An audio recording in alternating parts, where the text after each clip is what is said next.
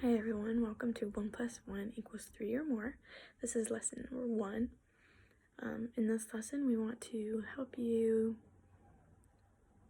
gain or regain your sense of we-ness in your marriage after you have your first or second or third baby. I think this is an important lesson to follow because when you have a baby, things change, and your connection to your spouse might get hindered a little bit because your priorities are in other places. And the intent of this course is to help you not get as far gone as I did. For my own story, my first and only baby was born about 9 months ago. My husband and I have been married for 5 years. So we had about 4 years of just love and dub and charm and romance and fun together. And then all of a sudden our whole world's changed when our little guy came. And he is the biggest blessing. We both love him so much. We'll just be sitting together on the couch watching him play, and we just look at each other and we're like, oh my heck, he's so cute. And he is, and it's fun to witness his milestones with my husband and to just rock him to sleep or give him a bath. My husband and I both love doing those things. But as he's been born, our attention has shifted from only having each other to having this other life that we're taking care of.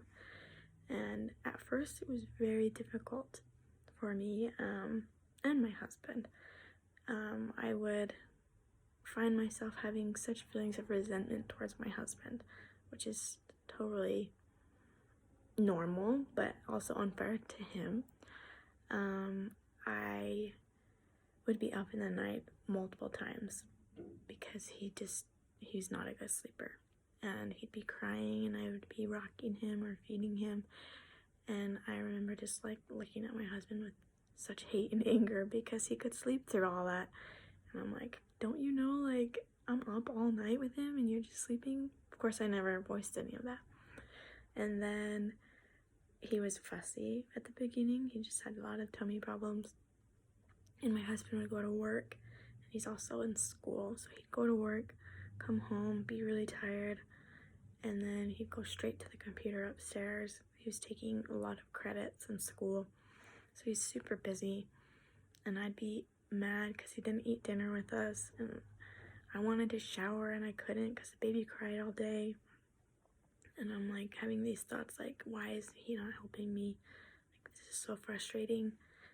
And we just were really bad at communicating. And it wasn't until our baby was about 5 months old, a friend of mine just offered to babysit and said, hey, I think you guys should go on a date. And so we did, and it was so good. I took that as an opportunity to express how I was feeling, and he expressed how he was feeling. And we just had a very open conversation. He had no idea that I was feeling the way I was feeling, and it helped me understand, like, he's trying to get done with school now, and he's taking a heavy load because he wants to be done so that when our baby gets old enough and it's like, I want to play with you, daddy, he's not like, oh, I'm sorry, I have to do homework. And that was a point of view that I wasn't aware of. And so having this good conversation, being open with each other, allowed us to make plans to make sure neither one of us was neglecting the other, or that we could just have opportunities to be honest with each other, and we committed to spending more time together. And these are all things that helped us regain that sense of we-ness that we were longing for. Your path might be different, but this course is meant to help you in the same way that I received help. I wish I would have had something like this to turn to help, and especially before like the baby was born. It's nice to be aware of it before it happens, but it's not too late if you already have the baby and you're like me and you're like, oh my heck, something needs to change.